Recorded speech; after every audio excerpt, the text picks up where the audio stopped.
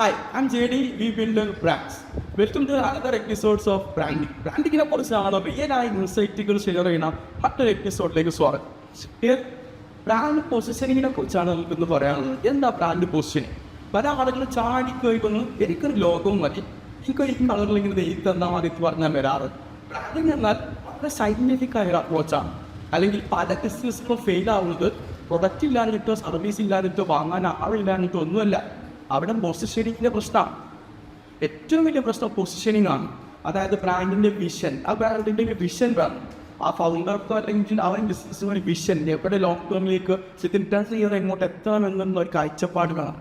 And also mission, ആ ഒരു വലിയ ഗോളിലേക്ക് എത്താനുള്ള ചെറിയ ചെറിയ സ്റ്റെപ്പുകളാണ് നമ്മൾ മിഷൻസ് എന്ന് പറയുന്നത്. മിഷനിലേക്ക് എത്താനുള്ള ചെറിയ ചെറിയ സ്റ്റെപ്പുകളാണ് മിഷൻ.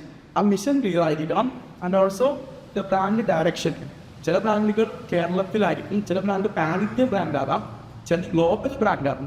സോ ഭാവിയിലേക്ക് ആ ബ്രാൻഡ് എവിടെ വരെ പോകും എന്നുള്ളതും, ഇപ്പോൾ ഒരു പ്രൊഡക്റ്റ് കമ്പനി കൊണ്ടു എങ്കിൽ ഭാവിയിലേക്ക് എന്തൊക്കെ പ്രൊഡക്റ്റുകൾ ലോഞ്ച് ചെയ്യപ്പെടാം എന്നിവരെ പഠിച്ചിട്ട് ഞങ്ങൾക്ക് ബ്രാൻഡ് ചെയ്യാൻ പറ്റുള്ളൂ. ഫ്യൂച്ചറായിട്ട് പോകുന്ന വെർട്ടിക്കൽസും ഡയറക്ഷൻസും നോക്കിയിട്ടാണ് നമ്മൾ ബ്രാൻഡിലേക്ക് ചെയ്യാറ്. And also core values. ഓരോ കമ്പനിക്കും അവരുടേതായ കോർ വാല്യൂസ് ഉണ്ടാവും. ഇപ്പോൾ കേരളത്തിലെ പ്രശസ്തമായിട്ടുള്ള ഒരു ഇവൻറ്റ് കമ്പനി ഉണ്ട്, പ്രോഗ്രാംസെല്ലാം നടത്തി ഇവൻറ്റ് കമ്പനി. അവരെല്ലാ പ്രോഗ്രാംസും ചെയ്യും, പക്ഷേ ആ ഒരു പ്രോഗ്രാമിൽ മദ്യം, ലിക്കർ അല്ലെങ്കിൽ മദ്യം, ആൽക്കഹോൾ സർവേ ചെയ്യുന്ന വർക്കുകൾ അവരെടുക്കുന്നില്ല. അത് അവരുടെ ക്വസ്റ്റ്യൻ, അവരുടെ കോർ വാല്യൂ ആണ്. സോ ഓരോ ബിസിനസ്സിലും അവരുടേതായ കോർ വാല്യൂസ് സെറ്റ് ചെയ്യപ്പെടണം. അതാണ് ബ്രാൻഡിങ്ങിലും ഐഡൻറ്റിറ്റീസിലും പുറത്തോട്ടുള്ള ടീം കൾച്ചറിലും ഓർഗനൈസേഷനിലും എല്ലാം തന്നെ പറയേണ്ടത് കോർ വാല്യൂസ് നിർണ്ണയിക്കപ്പെടണം. And also brand promise. ആ ബ്രാൻഡ് എന്തെങ്കിലും പ്രോമിസ് ചെയ്യും.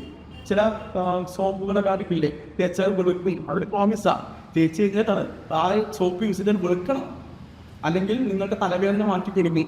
ആ പ്രൊഡക്റ്റ് യൂസ് ചെയ്താൽ തലവേദന മാറ്റി, അല്ലെങ്കിൽ ഇന്ന പ്രശ്നത്തെ സോൾവ് എന്ത് നമ്മൾ പറയുന്നുവോ ദാറ്റ് ഈസ് പ്രോമിസ്. അത് മീറ്റ് ചെയ്യപ്പെടാം. അത് മീറ്റ് ചെയ്തപ്പെട്ടാൽ മാത്രമേ അത് ബ്രാൻഡ് ആവുകയുള്ളൂ, സ്റ്റാൻഡ് ഔട്ട് ചെയ്യുള്ളൂ. സോ ബ്രാൻഡിൻ്റെ പ്രോമിസ് വരെ നമുക്ക് വർക്ക്ഔട്ട് ചെയ്യാറുണ്ട്. And also the long term goal. ആ ബ്രാൻഡിൻ്റെ ലോങ് ടേമിലേക്ക് അച്ചീവ് ചെയ്യാനുള്ള ഗോൾ വരെ ഞങ്ങൾ ചോദിക്കും. അപ്പോഴായിരിക്കും പല ക്ലൈൻറ്റും അതിനെക്കുറിച്ച് ആലോചിക്കുക തന്നെ ചെയ്യുക.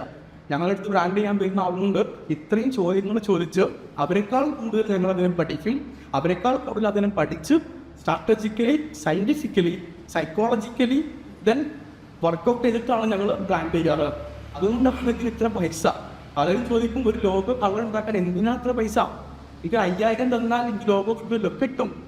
ഡെഫിനറ്റ്ലി ഒരു ഗ്രാഫിക് ഡിസൈനറെ കണ്ടാൽ 5000, 1050 രൂപയ്ക്കൊക്കെ ലോഗോ കിട്ടും. ബട്ട് അത് സ്റ്റാൻഡ് ഔട്ട് ചെയ്യില്ല, അത് സയൻറ്റിഫിക്കലി വർക്ക് ചെയ്യില്ല. ഒരു 50 കൊല്ലത്തിന് മുകളിലേക്ക്, 100 കൊല്ലത്തിന് മുകളിലേക്ക് വർക്ക് ആവില്ല. Clear? And also why we different. എന്തുകൊണ്ട് ഈ ബ്രാൻഡ് ഡിഫറെൻ്റ് ആണ്, ആ ഒരു എലമെൻറ്റ് വരെ നമ്മൾ ബ്രാൻഡിങ്ങിൽ കൊണ്ടുവരണം.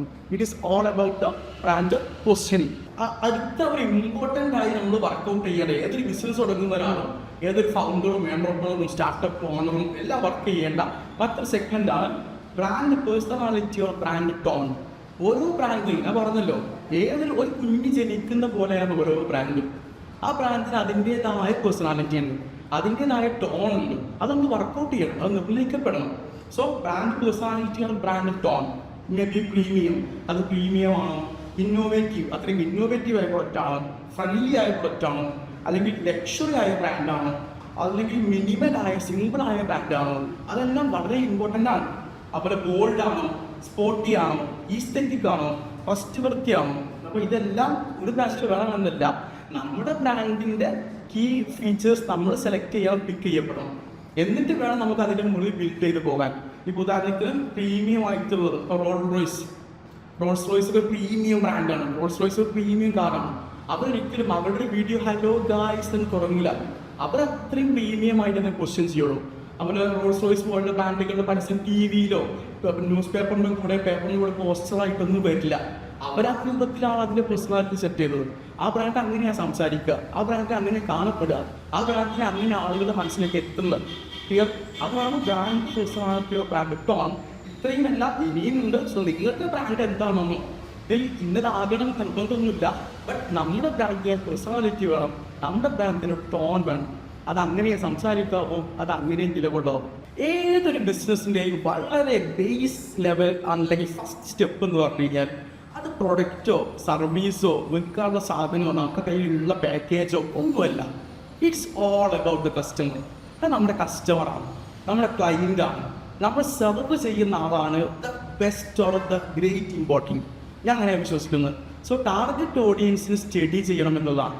പല ബിസിനസ് ഓണേഴ്സും ചാടി കയറി ബ്രാൻഡ് ചെയ്യും, ലോഗോ ഉണ്ടാക്കും, കളർ ഉണ്ടാക്കും, സോഷ്യൽ മീഡിയ ഉണ്ടാക്കും, വീഡിയോ ഉണ്ടാക്കും, അടിക്കും. കസ്റ്റമറുടെ റിയൽ പ്രോബ്ലം എന്താ, നമ്മൾ ആരിലേക്ക് അത് എത്തിക്കുന്നത്, അവരുടെ എന്ത് പ്രോബ്ലത്തിനെ സോൾവ് ചെയ്യുന്നത്, അത് എങ്ങനെയുള്ള ഒരാളാണ്. സോ കസ്റ്റമറെ കുറിച്ച് ഒന്നും പഠിക്കാറില്ല.